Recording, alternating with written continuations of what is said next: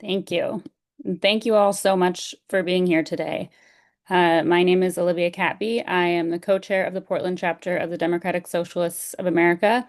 Also an Arab American, and I'm a longtime organizer in the Boycott, Divestment, and Sanctions movement, which is a nonviolent movement founded in 2005 to pressure Israel to comply with international law to uphold the human rights of Palestinians. And it felt important to say that that movement was founded in 2005 because the genocide of the last 2 years did not happen in a vacuum. It's a continuation of the last 77 plus years of ethnic cleansing of Palestinians by Israel, which would not be possible today without the support of the United States government, which has spent over $31 billion in the last 2 years alone in support of Israel's genocide, which is why we are having this press conference today.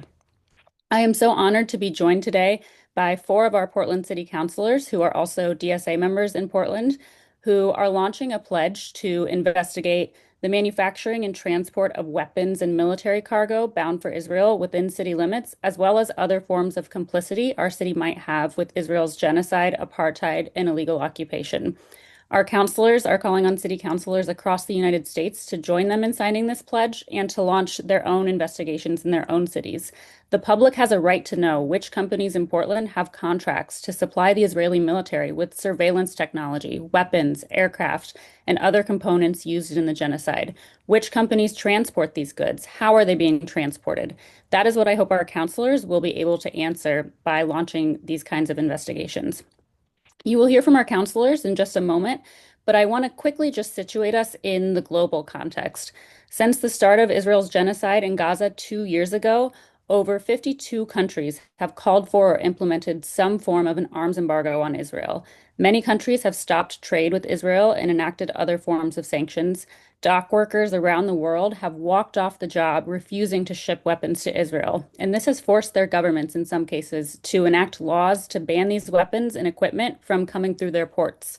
Italy, just a few weeks ago, staged a massive general strike that was started by the dock workers refusing to ship weapons to Israel. The Scottish Parliament last week voted for an immediate and full boycott of Israel and companies linked to the genocide, and they had already banned arms companies that supply Israel from receiving government investments. The rest of the world is acting to comply with international law and end their complicity in Israel's atrocity crimes. But they are waiting on us. The United States supplies the weapons and funding Israel needs to commit genocide and to maintain its regime of settler colonialism. If the flow of weapons from the United States stopped, Israel would not be able to commit genocide. That is a fact. The flow of weapons starts with us, and it has to end with us. And while there is currently a ceasefire agreement, which is such an immense relief, we don't know how long it will hold. Israel has already violated it. Trump and Israel's defense minister are threatening to call it off, so it is all the more urgent that we act at the city level. Unfortunately, we are living under a government that is not likely to enact an arms embargo on Israel without massive pressure from below. And that is where our city councilors come in. If Congress and the Trump administration refuse to act on this, then our local and state elected officials must take it up. It's not about charity or even just about the morality of doing so. It is their legal obligation under international law to do so. So, the purpose of this pledge is to rally city councilors across the country also to do their part to see if they can, first of all, find out if there is manufacturing or transport of weapons or equipment intended for Israel happening within their cities, and if so, what can be done to put a stop to it, as well as ceasing other forms of complicity, including investments, contracts, diplomatic ties that might tie the city to genocidal apartheid Israel. And it's even more timely that we are doing this as Trump threatens Portland with military invasion, and we are seeing an increase in ICE kidnappings. We have to stand against militarism and violence and our own government's facilitation of that, whether it's in Portland or in Palestine. And I'm so proud of Portland because Portland will not stand down. And I'm proud of our counselors for refusing to stand down on this issue, despite the many threats and racist smears they have already started to receive for having the gall to say that we should not be sending weapons and funding to a state committing genocide and instead be using that money to support our cities and our people. So, with that, today we will hear from our counselors as well as Dr. Travis Melin, who is a Portland based doctor who was recently in Gaza, and Maxine Fookson, who is with Jewish Voice for Peace. And I also want to note while this is something that is being led by the four counselors who will be speaking today, we have also since received signatures from two more Portland City Councilors, which means that half of the Portland City Council now supports this pledge. You can put questions in the Q&A box while our speakers are speaking. We will save the questions for once everyone is finished speaking, but please feel free to put your questions in the Q&A box whenever. And with that, I'm first going to hand it over to Dr. Melin now for his remarks. Awesome. Thank you, Olivia. My name is Travis Melin. I'm a local anesthesiologist and ICU physician in Portland here. I've been doing humanitarian work now for about 10 years. And my purpose here is just to be, a local firsthand witness to the genocide and to kind of attest to what is actually happening there and what I've seen that our weapons are contributing to and doing directly. I've worked in Gaza now for a total of 4 months, and I'm actually heading back next week on Saturday for a few more weeks.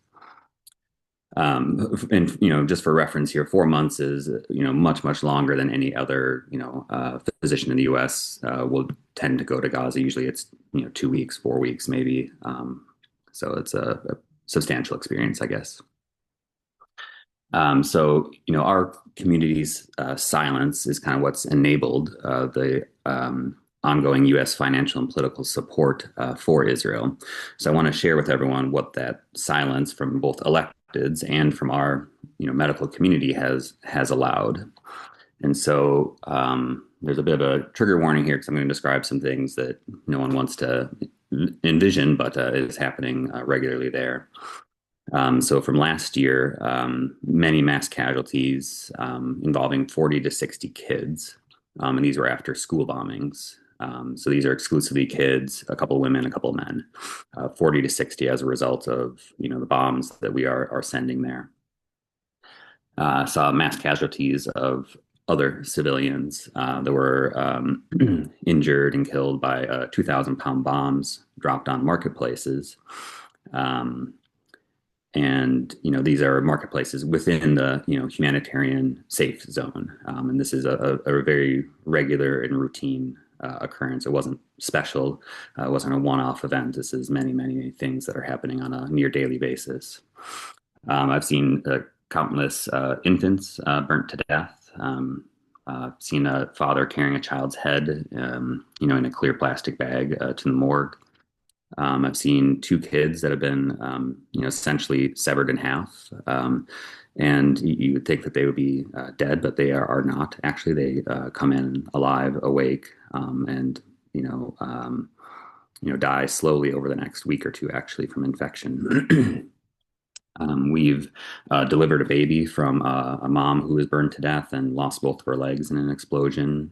We had our UN convoy was actually shot on multiple occasions, as well as rammed by a tank.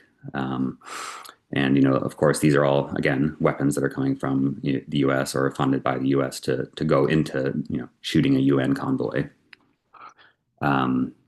This year was a little bit different compared to what I saw last year. This year was rampant starvation. Even the hospital staff were starving. Only eating a small meal of rice, each day, maybe 200 to 400 calories. They would literally pass out in the middle of surgery or walking down the hallways. Countless sniper shots. Probably 90% of the injuries this year were sniper shots. These included to the heads of kids down to 2.5 years old. As a kind of an uncommon occurrence, but very commonly, middle-sized children, 10 to 18 years old, very common, and all single, wound snipers. So these are very intentionally placed shots by an individual doing this. I myself, this year, could say that I was nearly killed by weapons delivered, from the U.S. Nasser Hospital was bombed, as we may have heard, maybe 2 months ago on the 4th floor. And I was standing exactly where those bombs went off about 15 minutes before then. And I was kind of saying goodbyes to some of my friends and stuff there. And so they were still actually in that exact spot. And, I got out unscathed, but they weren't so lucky. And as Israel always says in these incidents, that these were accidents, but they actually hit that spot four times in total over the course of 20 minutes. So, very much no accidents are happening there. The other thing that we would routinely see is these weapons that involved tungsten cubes. So these are very tiny heavy metal cubes that are wrapped around an explosive, and their intent with these devices, they're anti-personnel, so they're meant to inflict the maximum damage on people in the surrounding areas possible. And when these hit a marketplace or somewhere, we really get a massive influx of injuries from them. So, from my perspective here, right, the United States is very complicit in this genocide. Many, world-class organizations and world-renowned experts have, accused Israel of war crimes for years now. They have accused Israel, and have found that they are committing genocide. And I witnessed kind of all these atrocities happening. So they are very real. Despite what some of us hear in the news and from various sources. So I'd like us just to kind of think about these, sniper shots to kids' heads that we saw, right? And, think about the fact that, for example, Leupold and Stevens supplies scopes to the Israeli military, right? So, our local community is directly contributing and allowing, the shooting, the sniping of children in Gaza. And that's, this is the result of, kind of our inaction, our complicity, our silence. So, I wanted to say that I really commend our city councilors for looking into this and pledging to put a stop to it. Israel's actions and what they're doing there is immoral. Our unwavering support for Israel is immoral. It stands against the medical ethics, the medical oaths that we all take. And truly our silence here in the U.S. is what is allowing this to continue completely unchecked. So as a doctor and a humanitarian who's met with elected officials, it's very clear to me that very few of them have the moral fiber, the moral character and clarity to hold any companies in America responsible for their participation in genocide. And so I'm proud to be joined today by the Portland City Council and those who are standing up to do the right thing here. It's really a breath of fresh air to see this happening. Thank you all. Thank you so much, Travis, for joining us and for sharing that. Next, we are going to go to Councilor Samir Kanal. Thank you, Olivia. Thank you, Dr. Melin, as well. Last month, the United Nations Independent International Commission of Inquiry on the occupied Palestinian territory confirmed the findings of every major humanitarian organization in the world, including the Israeli organizations B'Tselem and Physicians for Human Rights Israel, and reported that Israel was carrying out a genocide in Gaza. The UN Commission also said that corporate entities have profited from the Israeli economy, including illegal occupation, apartheid, and now genocide. Ending these crimes will not happen without holding the private sector accountable. Even in Donald Trump's world, international law matters. These laws convey an obligation to governments and corporations to act in the face of injustice. With this pledge today, we are doing our part to meet this obligation. I want to address a question I've heard since this press conference was announced, which is why now? Why after the ceasefire was declared?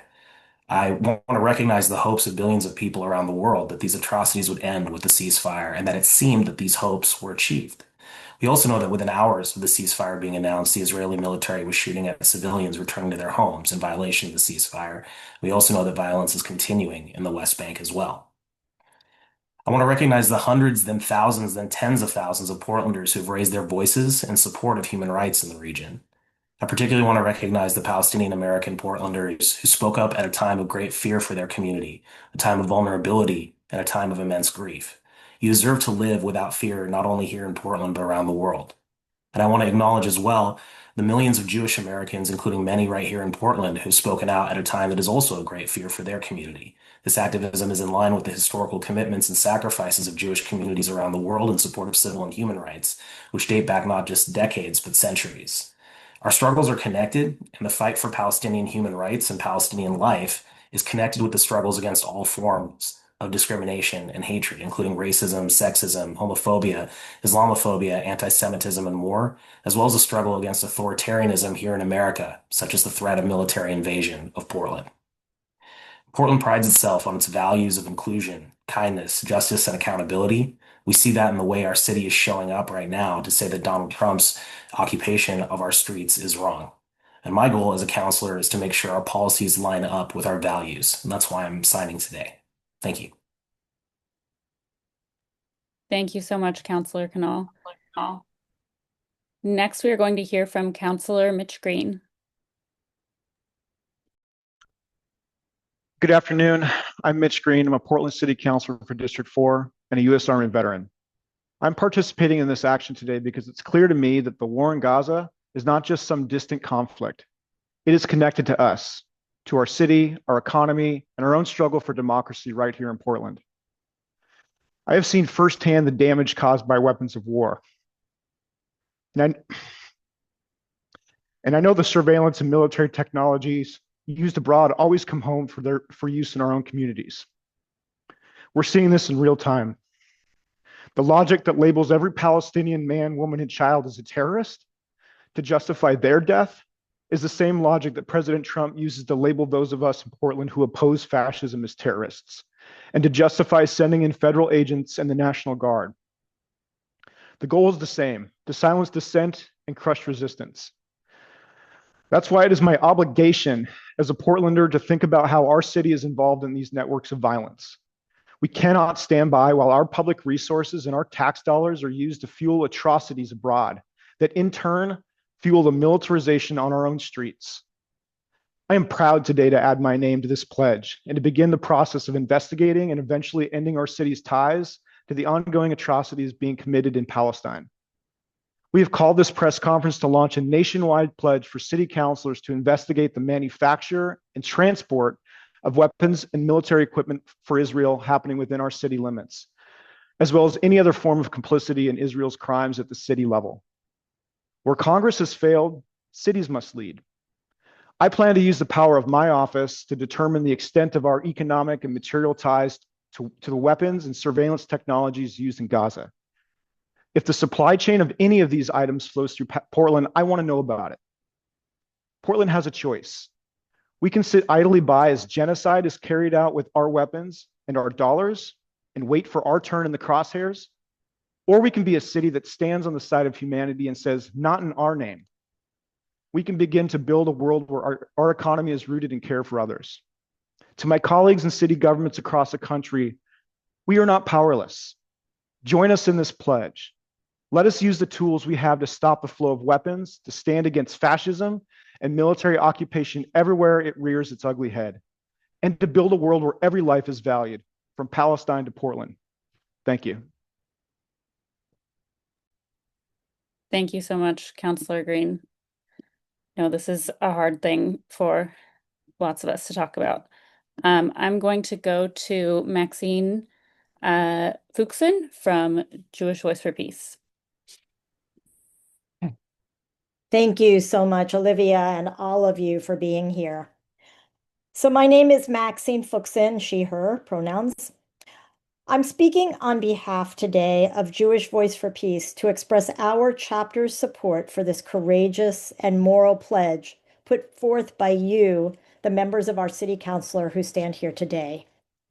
We thank you for being our moral compass as we witness this horrific genocide before our eyes. And I'm not going to go back over referencing all the statistics that Olivia shared earlier and that we've been seeing for now over 2 years. A little about me. I'm a resident of Portland for over 30 years. I raised my child here, went through Portland Public Schools, where I was very active and an involved parent. I worked as a healthcare provider for Multnomah County Health Department for over 20 years. I've been active in our neighborhood associations and other groups that work for a caring and responsible city. I own a home, pay taxes, and have very deep and loving connections to this city. I am also very proudly Jewish.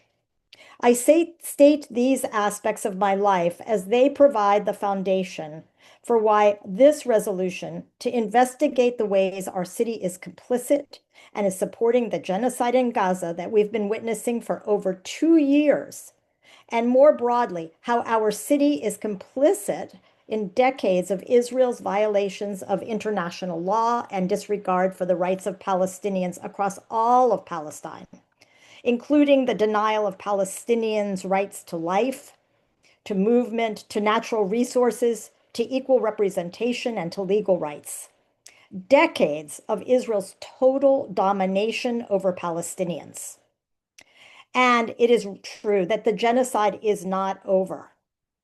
When aid is restricted to levels not conducive to ending the mass starvation, when random shootings of Palestinians are continuing to occur in Gaza, the genocide continues. And there has been no change and only an escalation in Israel's apartheid. There's the moral imperative that we're all instructed. Think globally and act locally. This pledge is exactly that.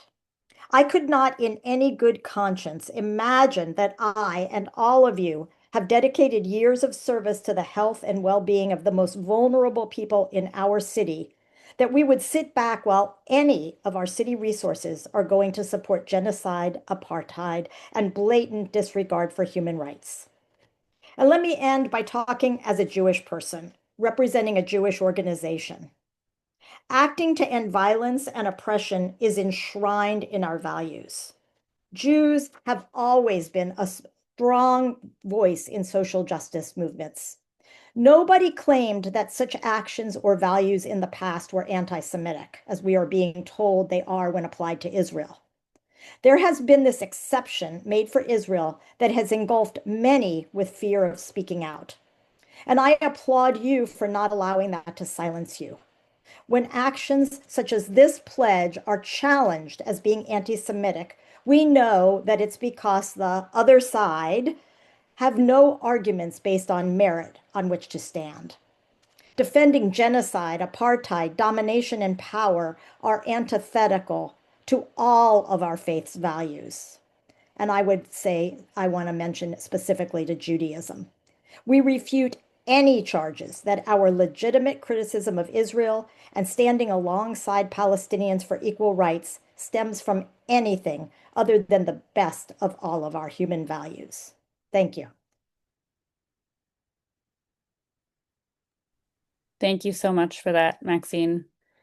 Next, we are going to hear from Councilor Angelita Morillo. Thank you, Olivia. Thank you, Maxine, Councilor Green, Councilor Kanal, for all of your words before me. I appreciate you all being here. I appreciate everyone who's here today. I want to speak on this issue a little bit differently than my colleagues. I want to speak about this specifically as an immigrant on city council who is facing this political moment right now. And I just want to say that the connections between what we are seeing in Gaza and what we are seeing from ICE and the federal government are absolutely clear to me. Palestinians who are held on administrative detention without due process is exactly the same as what they are doing to immigrants in our communities here who are being kidnapped off of our streets, who have their due process taken away, and who are being separated from their families. And I think it's incredibly encouraging that the discourse around this has changed.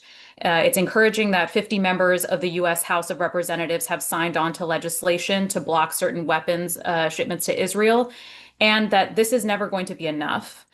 As city officials, we have to step in where Congress has failed, and there are certain days where I wonder what power we have as local leaders to make sure that this stops.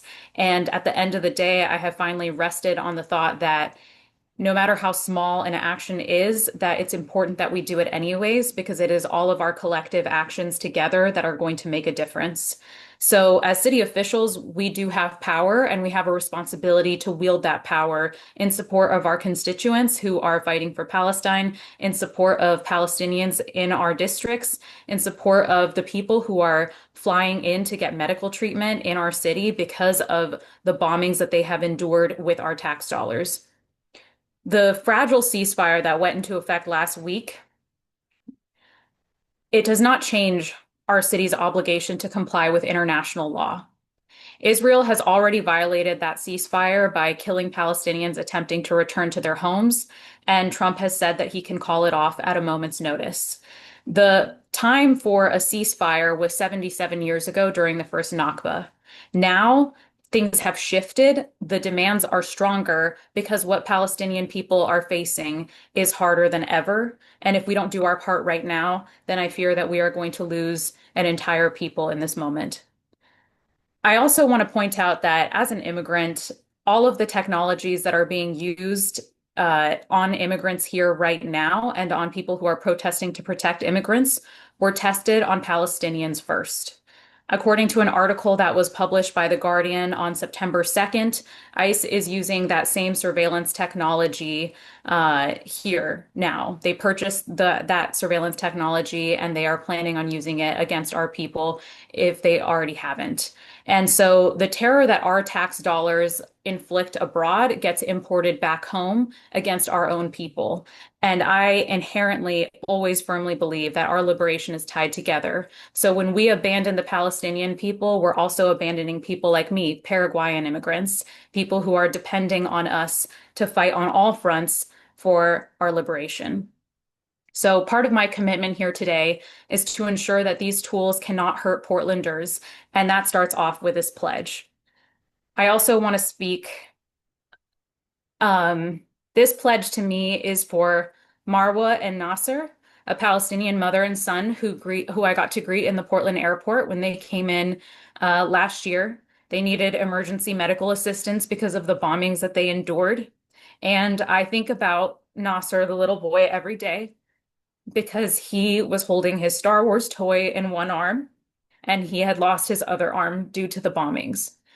This pledge is for him. This pledge is for the brave Portlanders who went on the flotilla to deliver food and aid to the starving people of Gaza who were never able to make it. And this pledge is for everyone whose hearts remain steadfast in the belief that all human beings deserve dignity and freedom. And I know that there are a lot more of us who believe in that than there are people who think that this is okay. So thank you to everyone for being here today. I'm really honored to sign this pledge, and I hope that the rest of my colleagues will join us. Thank you so much for sharing that, Counselor. I see we now have Counselor Koyama Lane on here. So, Counselor, do you want to go ahead? Yeah. Hi, my name is Tiffany Koyama Lane. I am a city councilor here in Portland in District 3 alongside Councilor Murillo. As a mom and a third grade teacher, I can't look away from deaths and injuries of children in Gaza, including some of those who are here in Portland now trying to heal. Can't look away from the families who have begged my office to speak out. Never again means never again for anyone. This includes Palestinians and Portlanders alike. Since taking office, I've heard from many Portlanders who've lost family members in Gaza.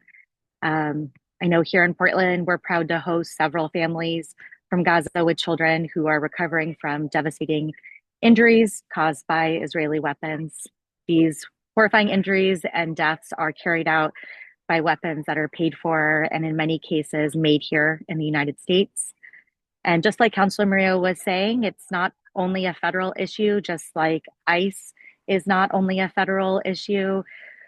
We're the first members of Portland's new city council to make this commitment, but I'm confident that we won't be the only or the last. And I call upon elected officials in cities across America to end their city's ties with any economies of violence that are inflicted on families abroad and on our own families here in Donald Trump's America. You can sign on to the pledge. We can drop the link in the chat. It is tinyurl.com/city council pledge. Thank you. Thank you so much, Counselor. We will take a few questions now. I know our counselors are quite busy, so we'll take about 10-15 minutes to answer questions. And counselors, if you see a question you would like to answer, you can hit the answer live button in the Q&A so we can put them in order. But I'm going to start with just the first one that I see, which is, When will the City of Portland reinstate the Human Rights Commission, a mandated commission per city charter? Happy to answer that one. I've been working on legislation to both adjust a couple pieces of the code just to make it more easy to implement the Human Rights Commission and to start the process of recruiting members to restart that commission. As you pointed out in the question, it is required under city code, but since the members' terms expired over the course of the early stages of the pandemic, and were not reappointed, there haven't been any active members of the Human Rights Commission. So it requires some council action to get that back started. I will be putting forward a couple pieces of legislation about that. My hope is to have them over the course of November or December be heard, but we'll see how the scheduling and agenda setting process goes in terms of when that'll actually happen. Thanks. Thanks, Counselor. I see a question that maybe Dr. Melin wanted to answer since you started typing, which is, have any of you faced intimidation for actions or statements in support of human rights in Gaza? I'm not sure if this question was directed at a local intimidation or anything like that, which it certainly does exist. Certainly within the hospital system, I've been reported and have not been allowed to speak at all about Gaza, about genocide, anything like that. So there's definitely some intimidation that happens locally, but what I was going to answer to was the direct intimidation that we see on the ground. So, for a period of time, I was in an ambulance and we would transport kids from northern Gaza to southern Gaza to get cancer care. And it was routine for the soldiers to directly point their guns like in your face from a couple feet away. It was routine to wait for a tank to show up to point its tank barrel at our ambulance. It was routine to have expletives yelled at us. It was routine to put roadblocks in our way to make what should be an hour drive into a 16-hour drive. So there was, at least from the IDF standpoint, there was tons of very direct intimidation aimed at, making us fearful for our lives so we couldn't carry out our jobs. Counselor Green, go ahead. Yeah, I would love to just address this from the kind of elected position. This is a stance that you're not supposed to take as an elected official because any criticism of a genocide for any country carrying it out, but in particular Israel, you're sort of smeared as an anti-Semite. And my response to that is that's a conflation of a state and a people, and I think that's problematic. And I think we have an obligation to speak out for the constituents that don't feel like they have a voice. I have many Palestinian American, many Arab constituents in District 4 who feel like they have not been able to speak out. And so, I'm ready to take the political consequences of this, but I think we're on the right side of history on this, and that's okay. And I frankly, we're being responsive to a groundswell of organizing that is happening outside of City Hall that is saying, when are you going to speak up? So that's just my perspective on that. Thanks, Counselor. There's a question. How do you plan to act on this pledge? What are the next steps?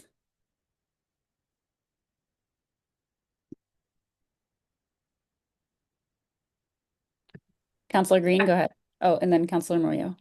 Yeah, I won't speak for everyone, but in terms of my office, I think it's really important to kind of do our due diligence and homework first inside of our offices to say, okay, what do we see? What have we heard from our constituents? We have invested a lot in our capabilities to do economic and sort of industrial analysis research. And so when we look at the supply chain aspect of how Portland is situated in terms of the potential material complicity in the region, we're going to bring forward that as a basis to say, okay, are we also investing, or are we providing sort of tax breaks or material supports? Does our own investment policy enable or support this sort of thing? So that's how I intend to start this work, and then use my office in its legislative capacity to bring things forward. Thank you, Counselor Green. And I just wanted to add, yeah, I think that the City of Portland has a responsibility to look at from a humanitarian perspective where all of our investments go. So this is going to be, in my opinion, a long-standing policy and analysis on whether or not our city is contracting and profiting with companies that are harming people abroad, whether that be Palestinians or people in the Congo or anywhere else, right? So we have a duty and responsibility to ensure that our dollars are being used responsibly.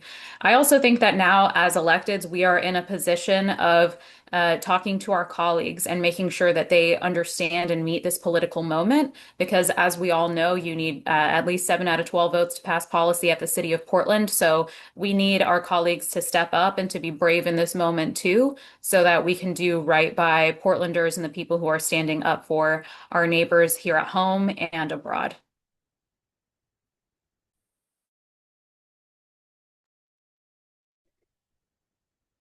Here's a question that has kind of already been addressed, but I will read it. Councilors, Portland is struggling with addiction, homelessness, untreated mental illness, failing infrastructure, and a growing budget deficit. How do you justify spending the time and political capital of city leadership on a symbolic foreign policy pledge when so many urgent crises here at home remain unresolved? Shouldn't Portlanders expect their elected officials to focus on fixing Portland before pledging resources to investigate international conflicts? And I will go to Councilor Green and then Councilor Kanal. I mean, it's a reasonable question to ask, and I would say that we're in this situation because um, we elected at all levels have been too cowardly, frankly, to stand up against this complicity and fueling a war machine. And so, by taking action at the local level, we can create a political mandate that then translates into our federal electeds doing their job, which is to check this administration and making sure that we're not spending money on ICE, we're not spending money on DHS, and sending billions of dollars overseas to kill brown people overseas, and then instead invest in infrastructure back home. That's only going to change if we can create our conditions of political action from the ground up. And I'll stand by that. Thank you. Councilor Kanal? Yeah. Can you imagine what the impact of these dollars would be if they were invested in Salt and Straw or invested in all of the other types of local businesses that we see come up here? If they were invested in social housing and the revolving loan fund that we've been talking about, when we send our dollars outside of city limits ever, it's a way of helping boost whatever we're investing in. And when we bring those dollars home, we're helping Portland businesses. We're helping revive our economy. We're helping continue the trend that we're already on as a city to move forward. In addition to all the moral implications associated with it, in addition to ensuring that we don't have complicity in the negative consequences of those investments, we're also boosting the incredible work that is being done in our private sector or in the public sector, depending on how we invest those dollars locally. And so I'm really grateful for the opportunity to talk about this because it's your tax dollars as Portlanders that we are putting into these investments. And we should be investing back in the communities that are putting money in. Thanks. Councilor Morillo? I think my two colleagues covered all of it. The only thing I'll add is that when I was in DC a few months ago, lobbying on behalf of Portland for our transportation infrastructure, we were going to the federal government and begging them to give us money to do basic things like maintain our bridges for earthquake safety or have road repairs or all of the things that people regularly ask us for. I just want to agree with Councilor Kanal that every dollar that is going towards bombing and maiming innocent people abroad is a dollar that is not being spent on our infrastructure here at home. And so I think that we have a moral and a financial responsibility to ensure that we are using our dollars to actually just make the world better. We have so much money and we can. And for some reason, these are the choices that our congressional delegation has made. Councilor Koyama Lane? Thank you. Yeah, the thing that I'll add is just we know that some of the same companies and technologies that are causing devastation in Gaza are also being used on Portlanders, specifically immigrants and refugees and people peacefully protesting. So this is something that is connected to what's going on in our own neighborhoods. I think we'll do maybe two more questions. Um, what would you say to other city councilors or officials who are on the fence about pledging to investigate local complicity? I imagine that there are, lots of counselors who in their heart feel that they want to support this, but they feel scared of the backlash they might receive. What would you say to them? Angelita? Thank you. I would say a few things. I would say that when we chose to run for office, we chose to both hold the power and the weight of what that means when we are making choices for people. And this political moment where we are seeing Palestinians face a genocide, it's really hard for me to accept that some people are going to be scared to speak out and that ooh woo, it's going to be hard and sad because what we are seeing happening to people abroad is they are being murdered. I see videos of sniper shots. I see videos of parents holding their children's bodies in their arms. I see people digging their family members out of the rubble. I see people getting body bags back with their loved ones who have been tied up, maimed, burned. And so when we say that we're scared, what does that actually mean in this political moment? Because the only people that have a right to be afraid right now are the people who are facing genocide. We are elected officials. It is our responsibility to step up to the moment. And I think that there is that common saying, right? One day everyone will have been against this. We do not need to wait for that moment later. I don't want to look at my nieces when they're adults and they ask me what I did in that political moment. I want to be able to look them in the face and tell them that before it was politically popular, that I stood up and I did the right thing. I also have to say, especially for our city council members, we have ranked choice voting, we have small donor elections. We are not beholden to PACs or to power in the way that our predecessors were before us. We actually have the opportunity to represent people in the most moral and honest way that we can, and we should step up to this moment. So thank you. Thank you. Counselor Kanal?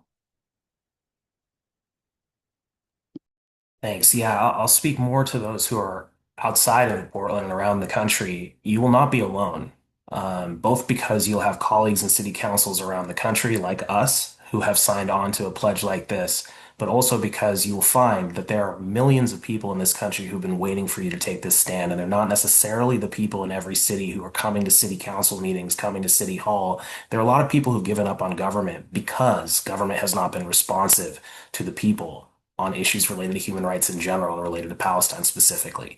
So I would say trust in your communities, trust in the people of whatever city you represent, and you will find that you are not alone. You are supported. Thank you. Counselor Green? Just want to echo and emphasize what Councilors Murillo and Kanal have already said. And I'll just note that we have these jobs not as sort of a career ladder to somewhere better, but because we're in a place of service. And if you ran on human rights and if you ran on this idea of being responsive to your constituency, that's your obligation, come what may. And it's actually politically popular to stand up and speak out against genocide and to use your tools. That's what people want. People are desperate right now in our country to say, what are you doing to stop this machine, whether we're talking about deportations or a genocide in Gaza. And so I think you'll find that you have a base of support behind you in that. And so you may get an angry letter from one place, but you're going to get 10 from another group of people who have been waiting for you to speak out. Thanks, Counselor. Counselor Koyama Lane? I would point out that this is thinking about human rights and having a human right lens when we're thinking about how our city does business or invests money, and that this is absolutely not limited to any one government or country. And speaking personally, I've always been very clear about who I am. I'm a mom. I'm a third grade teacher who doesn't want to see any children go hungry. And if I can play a role personally in preventing suffering, that is my obligation as a legislator and as a human being. Thank you. I see one more question that Councilor Kanal flagged to answer, so I will read it. As a longtime Portland resident and admittedly an Intel employee, I am concerned about how this will affect my employment as well as many other residents. The city of Portland relies on high earners for taxes. What are you going to do to keep these high earners in the city if you push Intel out of the area? Keeping in mind this is already after devastating layoffs at Intel, which has already significantly impacted our city's property value and economy. Yeah, thanks for the question. I'm going to let Councilor Green speak to one part of this at least. I'm sure more about the tax flight myth, but I'll definitely also talk about Intel specifically, which is not headquartered in city limits, but a really important company for our economy. It's also a company that has contributed immensely to immigration, including immigration within my community of Indian Americans and South Asian Americans broadly. And Intel they're not a perfect company. I know there's a lot of criticism of many of the things they do, layoffs included. But they took eventually, with the help of organizing done in their company by their employees, took a stand and ended a proposed investment. It's actually the largest boycott, divestment, sanctions related change in the history of the world. It was $25 billion that was going to be invested in Israel that they did not do. So this is not something that's going to be directly targeting them on that project, because that project isn't happening. And we want to make sure that we're building an economy that works for everyone, and an economy that is based, as Councilor Green put it, in care for other people. And so I think this is not something that is directly going to be about Intel, but also in line with our broader commitments to building that economy where people can not only survive in Portland, but thrive. Thanks. Thanks. Councilor Green? Yeah, I'll just add that while we enjoy tax dollars from anybody, we rely in the vast sense from tax dollars from everyday Portlanders who are at the lower end of the income distribution. And if you look at the census data on migration, we're seeing that most people moving into Multnomah County are immigrants. They're people who are migrating from abroad or within the United States, but are not, sort of. So we're seeing an inflow of people who want us to show up with our values. And I think what you do to keep people in this community and to build strong, resilient economic structures is you lead with your values and say, this is a place where you can feel very proud about your city and its willingness to make investments that are in line with our human rights values. So I reject the myth of the tax flight myth of the rich person here. I don't think it's good politics to abandon your values to save $100,000 here and there. Thank you. I'm going to give the councilors one last chance to say anything we might have left out, anything you want to address before we close out. In the chat, I am putting the email address where any press can send follow-up questions that maybe didn't get answered. And I have also put the link to the pledge in the chat. So councilors, any final thoughts? I can go first on this. First, thank you to Dr. Melin for going there and doing the work that you did. And for all of your colleagues, I know there's been a massive outpouring of support from the medical community. I mentioned Physicians for Human Rights Israel as well. And it's a really important piece of this conversation. So I appreciate that. And thank you as well to Maxine for being here and speaking passionately on behalf of your organization, your community. I recognize that this is something that not everyone has agreement around. And I am excited to work on developing that unity in support of our universal values of human rights, our universal values of the sanctity of life, and all the other things that we share as Portlanders and as Americans. And I'm excited to also work around the country to encourage colleagues in other city councils to join onto it. And thank you, of course, to Olivia and to my three colleagues for joining on this press conference, and our other two colleagues for signing on as well. Thanks. Thanks, Councilor. Any other councilors? Councilor Green? Yeah, I'll just briefly say that I'm proud of my colleagues here today who joined, and my other two colleagues who signed the pledge. I want to really thank the organizers behind this. I want to thank you, Olivia, and members of Jewish Voice for Peace, and Dr. Melin everyone who has been relentless in um, placing the mission above their own personal trauma, frankly, in all of this, and saying we cannot rest until we've seen action from our local electeds. And this is the first step in that. I know that it's been very hard for everyone in our community the last several years, but I'm committed to doing what we can to make this right. Thanks, Counselor. Counselor Koyama Lane. Thank you. The only other piece I want to make sure I share is to let folks know that my actions today to sign this pledge are guided by many conversations I've had with human rights groups, international law experts, and also community members who have been directly impacted by bombing and starvation.